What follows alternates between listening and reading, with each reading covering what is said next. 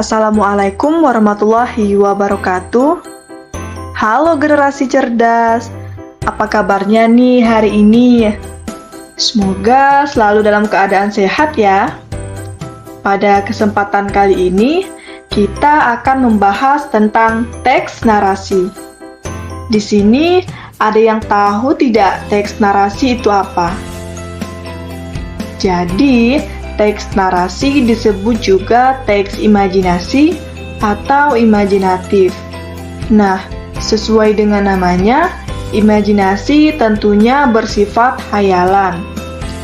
Teks narasi diartikan sebagai karangan yang berisi serangkaian peristiwa atau kejadian yang disusun secara runtut.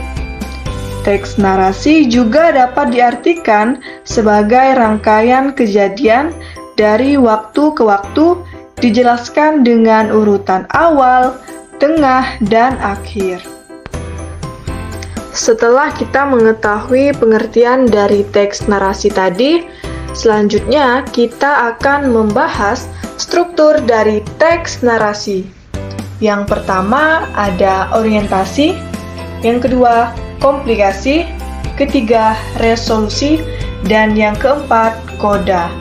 Pada bagian pertama yaitu orientasi, berisi pengenalan tokoh, setting, latar, yaitu latar waktu, tempat, dan suasana.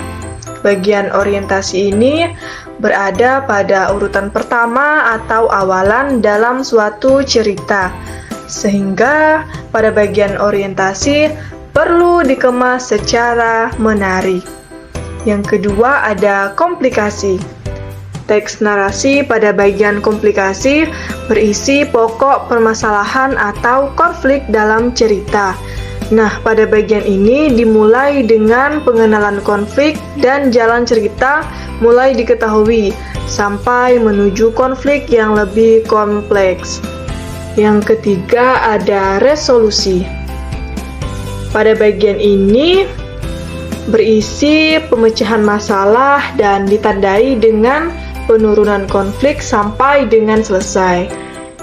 Dan yang terakhir ada koda.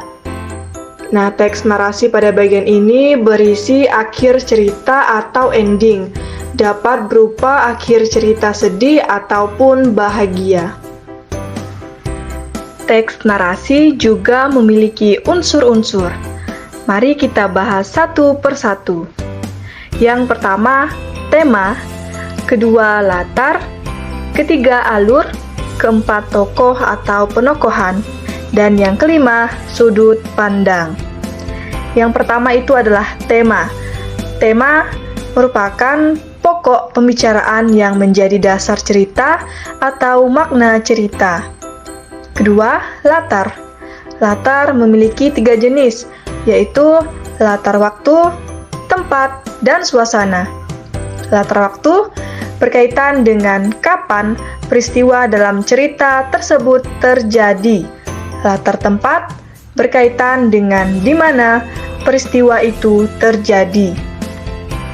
Dan latar suasana berkaitan dengan perasaan atau suasana peristiwa dalam cerita tersebut.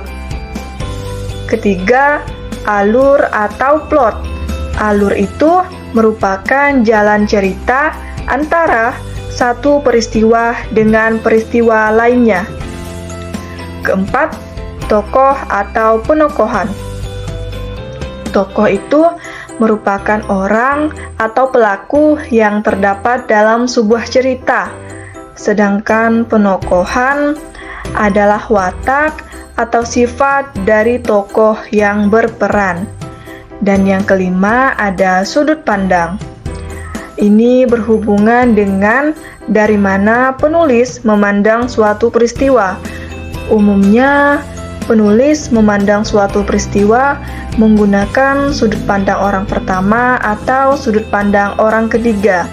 Untuk sudut pandang orang pertama, biasanya menggunakan kata aku, saya, dan diriku.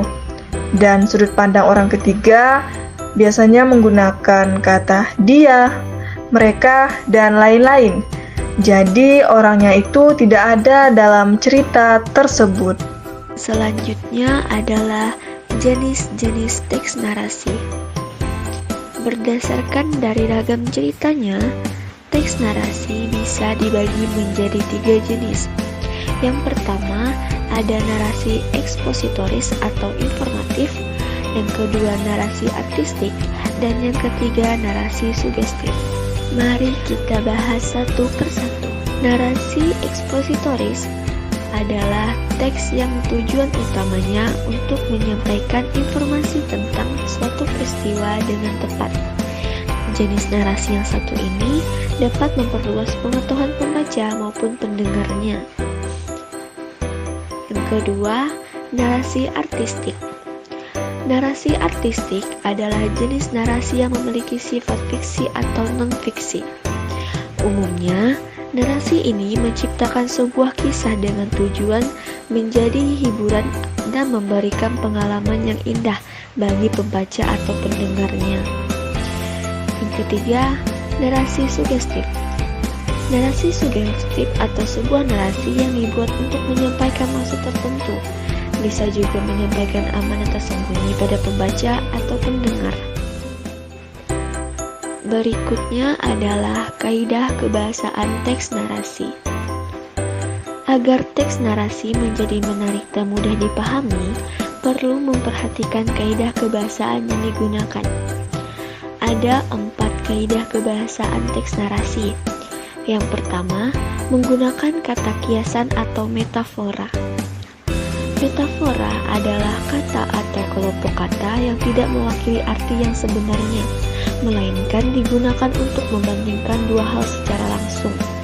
Metafora disebut juga sebagai gaya bahasa atau majas perbandingan. Yang kedua, menggunakan kata kerja transitif dan intransitif.